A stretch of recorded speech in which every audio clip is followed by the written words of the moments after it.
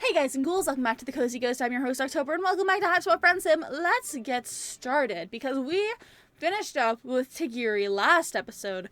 Now it is time to go to faraway lands and nearby pals with another good friend of ours, whose name is Zabid Tongva. He looks very happy, and he's a lot less likely to kill us for a blood color, so let's get going.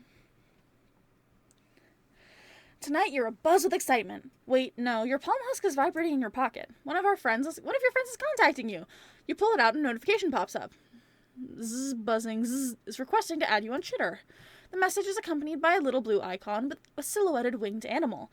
Some of the similarities between this planet and your own are starting to stretch your powers of belief in coincidence. Whatever. You pull the app and read the messages from, could it be your potential new friend? OMG, hi! I hope it's okay to contact you. Oops, I should introduce myself. I saw your picture on Sarava's stream. I'm one of their biggest fans. But now I'm one of yours. I love those looks. Anyway, I'd love to chat if you're open to it. If not, it's okay. You can just ignore me. Everyone else does. Could this be the universe reaching benevolently down to give you a solid? It's like being given a giant pile of money unasked. You didn't have to do anything for this friendship. You didn't even have to walk anywhere. All you had to do was join the fabled social media, and it literally appeared in your pocket. Your hands are shaking a little as you go to respond. You don't want to seem too eager, or do you? You have no idea how to approach this. You thank Zb buzzing for his compliments and say that you would be happy to talk sometime. In an instant, a notification pops up inviting you to download another app. Oh, cutie! Oh, is that Trolley in BTS? You do it and a video screen opens. Suddenly you can see your new friend's face. He's sweetly round and roly-poly and smiling at you broadly. Hi! I'm Zabid! I hope it's not too sudden to gripe you like this, but is it okay? Oh my god, you don't have to respond to that! Sorry for being weird. Let's start over. How do you know Sarava? Apart from being extremely friendly, this troll also seems to run both sides of the conversation by himself. Befriending him is the least effort you've ever put into anything. His enthusiasm is really cute, but there's something about him that unsettles you. Looking at his hopeful face gives you a dark stab of humiliation you don't quite understand. You swallow the discomfort and tell him the story of your friendship with Sarava, leaving out Sarava's personal background. He hangs on your every word. That's so cool. I wish I could hang out with you guys. Oh, gee, not implying that you'd want to hang out. It's just, no one ever comes to visit me. He takes out his phone and taps a few keys. A notification box pops up in the front of the video. It's a direct message from ZBuzzingZ that just says, You ask him what this is.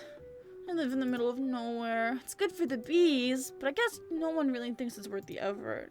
Let's come all the way out here. It's just me and my Lucis. He can't really do much around the hive.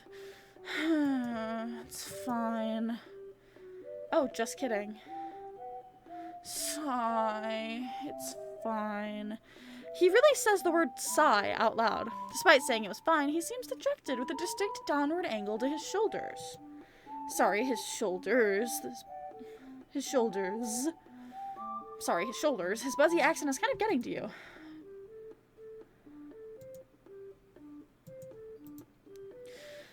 Ask him if it's really fine. You tell him that you understand if he's not okay with it. After all, you say it would really hurt your feelings if your friends didn't make any effort for you. Isn't that what friends are supposed to do? He gives you a grateful smile, some tension releasing from his frame. Oh, I would never ask that of anyone. I don't want to be annoying. Like, sometimes I really should someone take the time to visit, but I totally don't blame any of my friends for not coming. Like, I understand that you have to decide which friends come first. And I just don't. Some people are just cooler and more fun than me. It's understandable. This really must be your lucky day. First of all, no one has threatened bodily violence towards you in the past 10 minutes. Your fear for your life is at a low-key, reasonable level. Second, this troll is making it really obvious what he wants you to do. This is a total slam dunk of a friend opportunity. Say you'll visit.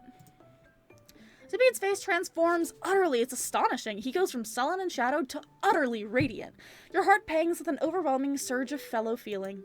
True, you've seen other trolls react emotively at the sight of meat and blood and your own body sparkling under the moonlight, but Zabid is the only one with such an extreme reaction to friendship.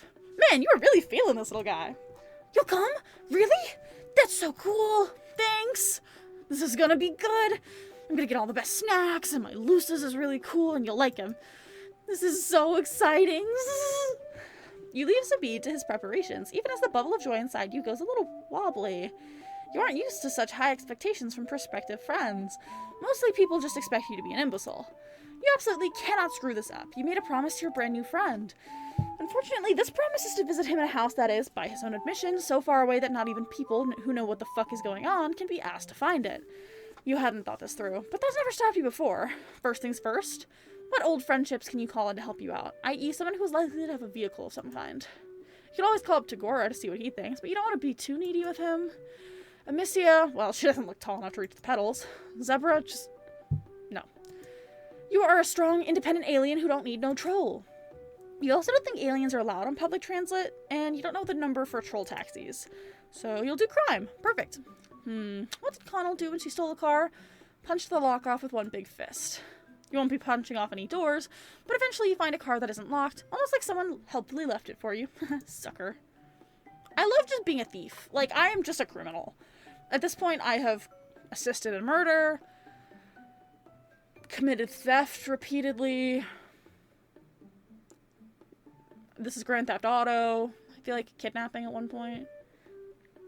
I prick slightly at your conscience as you slide into the seat and fire up the autopilot, heading out into the country once again. But recently, anything that isn't brutal, indiscriminate violence kind of doesn't faze you. So you stole a car. Big deal. It's not like anybody died. This is it. So begins your gradual slide into total moral iniquity. A hardened criminal. That's you. Zabid does live pretty far out. He hadn't been exaggerating. You use the time to curl up in the back seat and catch up on some sleep, all the while trying to ignore the fact that the car reminds you of being inside a large, squishy animal. At least you get a few radio channels out here. Oh, it's a beehive. Oh, you're real. For some reason, I was scared that he wasn't going to be a real person.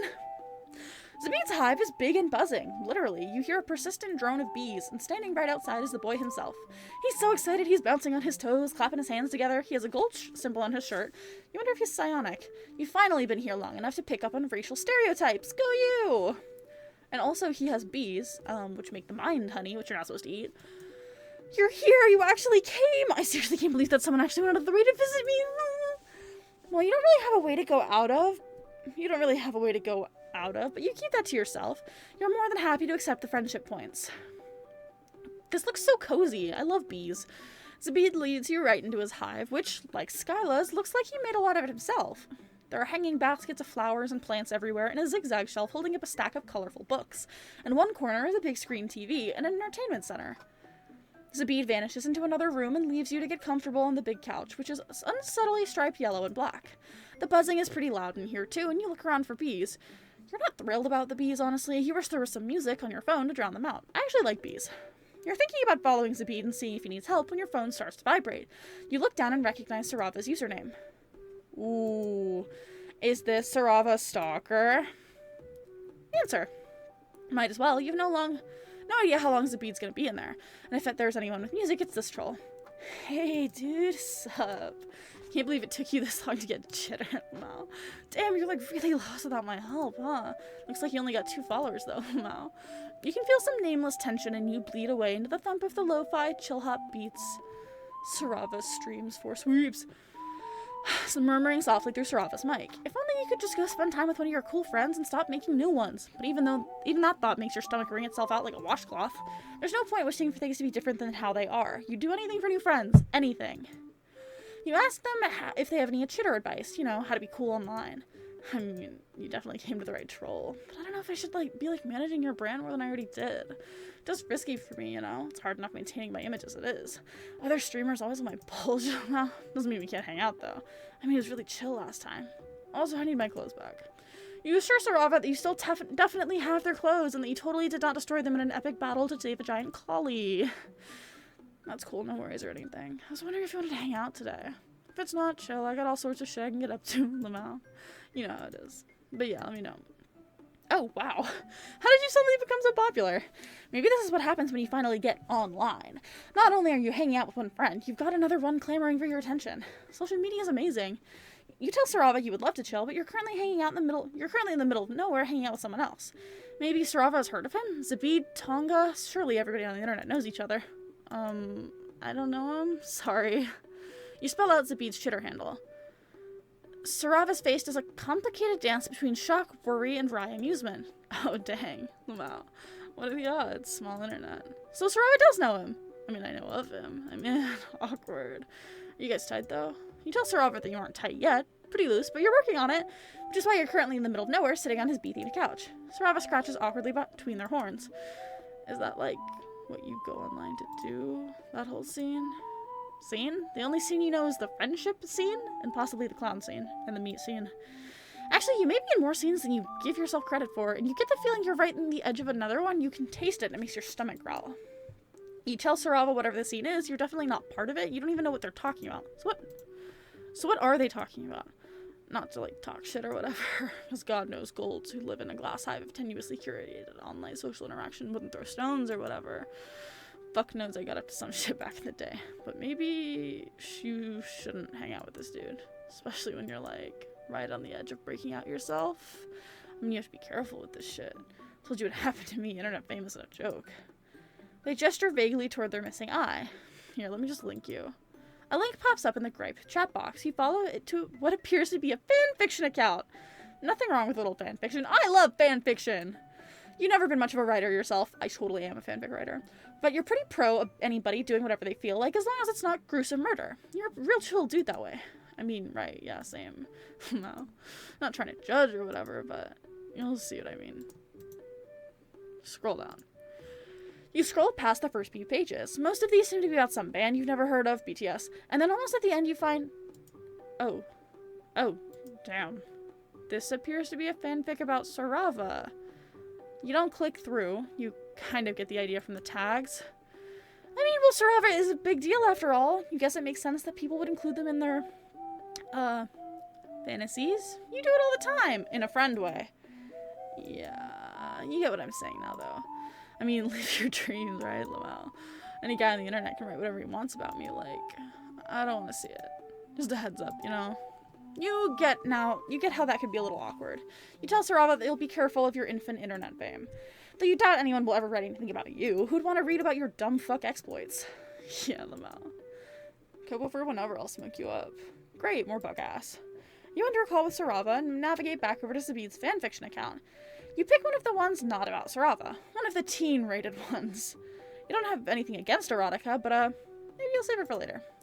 You don't know any of these characters, and the context is doubly indecipherable. The troll music business.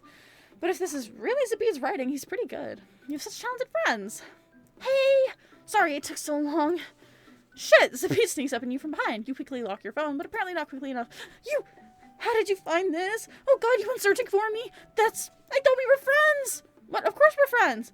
Friends don't go digging through each other's shit! I would have showed you my pic if you just asked. You tell him that you absolutely did not go looking for it. Sarava gave it to you when they called you up just now. Zabid's face closes down. Is it just here or has the sound of the bees gotten louder? Alright. So your cool friend Sarava told you? I see how it is. No, they just called you. You just answered the phone. No, it's fine. I totally get it. Even coming out all this way here, I'm still on a priority. It's fine. It's not even a big deal. I'm totally used to it. You and Sarava. What are you, mate spirits? You are absolutely not mate spirits with Sarava. You're not mate spirits with anyone as far as you know. Fuck, having so many friends is exhausting. Oh, really? Like, your life is so great, I get it. You have so many friends, and you're so popular, and everybody wants to spend time with you. Zabid is crying, and not trying to hide it. It's very sad, and extremely awkward. You feel terrible. Also, like, kind of a dickhead. You're always doing all this complaining about your lot in life, when to tell the truth, you've actually got a lot going for you. You have all these amazing friends who go out of their way to check up on you and ask if you want to hang out.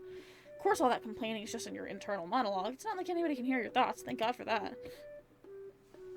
Well, I'm so glad that you and Sarava have each other. Maybe go hang out with them and make fun of you some more. You try to tell Zabid you were absolutely not making fun of him. You were just curious about his hobbies and interests. You absolutely want to read his fanfiction. But the kid isn't listening anymore. Fuck, you hope the car's enough gas to get you back to civilization. Awkward. Okie dokie then. Well, I fucked that up. So I guess don't go looking for your friend's fanfiction once you find out that they write it? Man, but that's my favorite hobby. Alright. Well, I'm gonna end this episode here on this failed ending with Zabid, but he seems interesting, if not a little,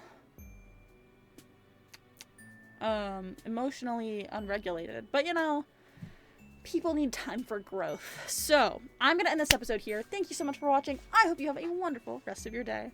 Bye!